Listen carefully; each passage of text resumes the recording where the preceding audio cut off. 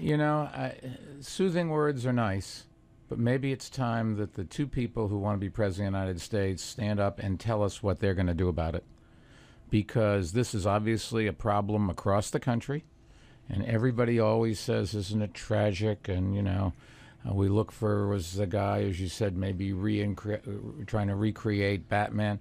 I mean, there's so many murders with guns every day. It's just got to stop.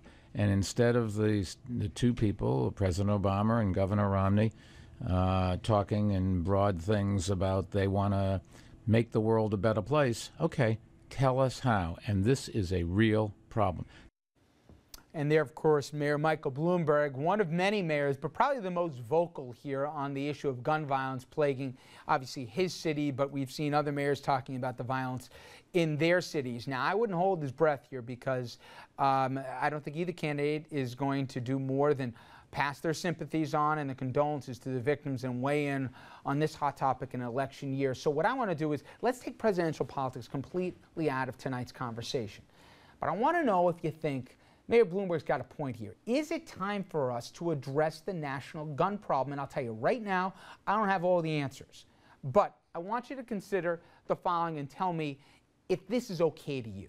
Nobody thinks what happened in that movie theater is acceptable, obviously, but is the scenario that took place before the shooting something that we should tolerate in this country? James Holmes, as we know, stormed into that movie theater last week with a 12-gauge shotgun, 2 semi-automatic pistols, and an A5-15 assault rifle. You see it, AR-15, excuse me, you see it right there on your screen. It's got a high-capacity drum-style ammo clip.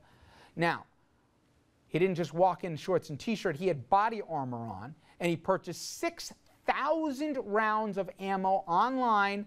And here's the kicker. Not a single question was asked.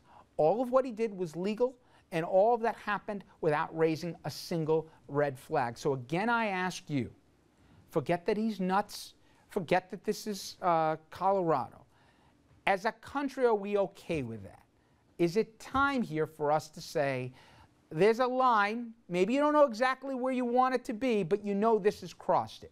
I want to bring in our panel on this to get going. Dominic Carter, of course, political journalist and author. Jackie Hilly, executive director of New Yorkers Against Gun Violence, and her senior political correspondent, Andrew Whitman. And the other guest in this is you at home. I already see some phone calls lighting up our board.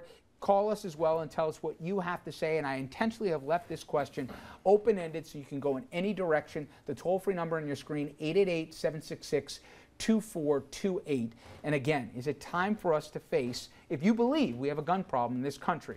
I'll get to the calls in a second. But for me, Jackie, I said before we got started, the date line may change, the location, some of the facts, but whether it was Binghamton, Tucson, Virginia Tech, Columbine, Jonesboro, you know, it doesn't matter. The story keeps changing, but it still has the same narrative.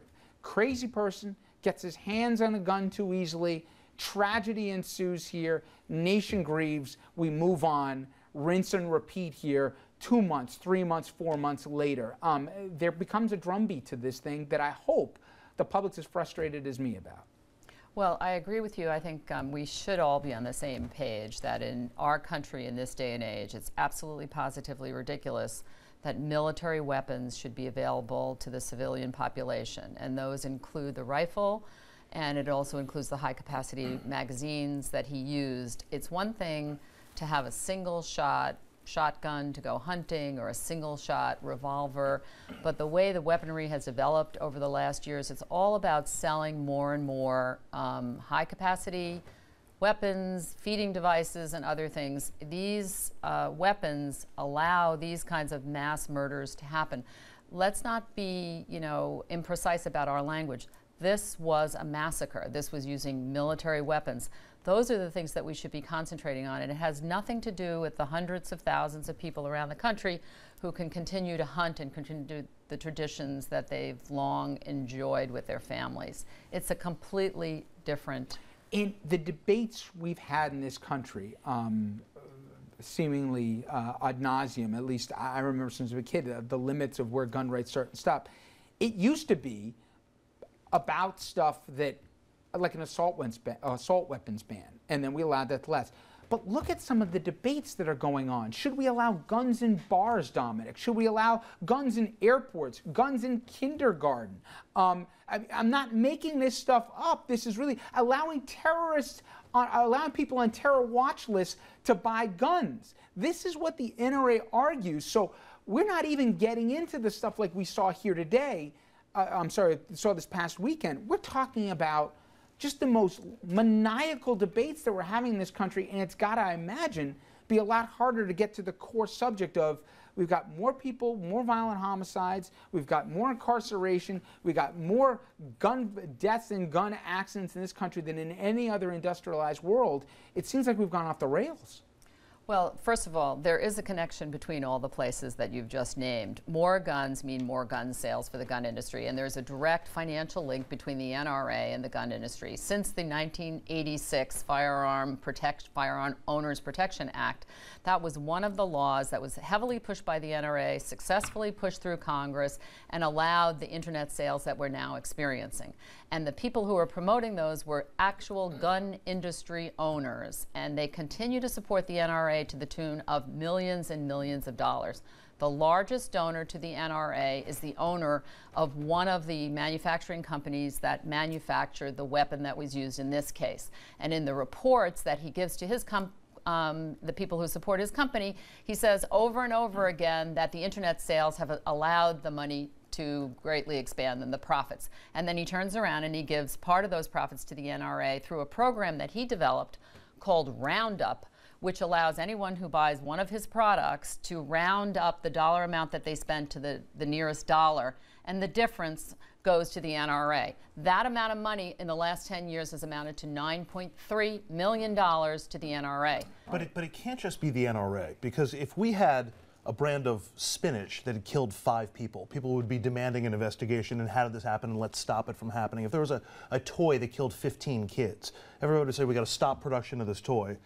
There's something in the ethos of the American people that has to change. Well, it can't just Andrew, be the NRA. because I want to actually bring in your background on this, and if I could bring up the Second Amendment, because we always reference the Second Amendment here, and we all know the beginning of it and the right to bear arms here, but a well-regulated militia being necessary to the security of a free state, the right of the people to keep and bear arms shall not be infringed. Now, you've worked in other markets, Andrew, including places like Montana and West Texas, and there's a different culture than maybe in the Northeast about guns. And if Mayor Bloomberg said what he did, he wouldn't make it one term there, okay?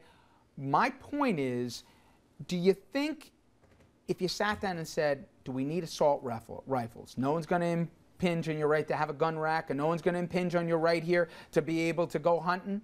Do you think that there is, everybody believes in the slippery slope, or has that just been a great marketing line by the NRA? I think there's a sense, I think it's a combination. I think there is a sense of a slippery slope that if you come and take certain guns away, that the next one will be, you know, the Winchester rifle that my father handed down to me and my grandfather handed to him. And there is a certain amount of legacy in those areas when it comes to it. There's also an individual freedom element that plays into it there. People like assault. I have friends in those markets who would go off at ranges and shoot assault weapons. It's fun. It's, if you've ever done it, it's. But you know what? We could keep the assault weapons at the actual range. And Dominic, we've seen effective lobbying. You and I, and whether it be at the state capitol in New York or in D.C., there has never been, at least in my mind, a more effective lobbying arm, a more influential one than the NRA. Now, we were talking with Congresswoman McCarthy, who, as many people know, lost her husband in the L.I. Railroad shooting massacre. And she's just trying to get to the floor of Congress a vote that would say you can't have a clip here that can shoot uninterrupted 100 bullets.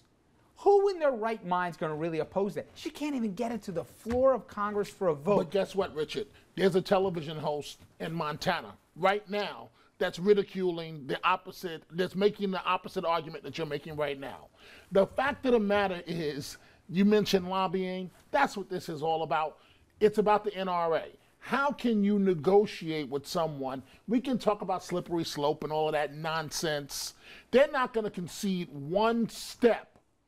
They want to be able to fire weapons that can shoot 100 people in less than 3 minutes. I think that's warped thinking, but to them it's perfectly rational. I'm not doubting the influence of the NRA. There'll never be a national debate. If you leave politics out of it, which you said you want to do tonight, who's going to lead that debate? You know, I guess you're right. Only one thing is that, and we've got to jump break, and then I want to get your point.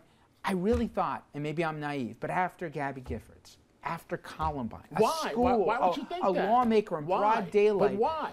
Because I think that we've seen in this country, I mean, listen, there was an interesting piece in the Times who said, hey, when the civil rights fight was going on, a lot of people thought that that was basically tilting at windmills. It would never change. It changed. Do we think in a lifetime we were going to see a black president? No. Did we think that we were going to see gay marriage now as widely accepted as it was 5, 10 years ago? No. I think that there is something, and I know it's not for everybody, and I'm not telling you how you should feel, but I'm just saying I think that there's a common ground. If I forget what the elected said. The NRA is too powerful. They are putting up $40 million to defeat Obama. We're going to jump to a break. $40 million to defeat Obama. We're going to jump into a break.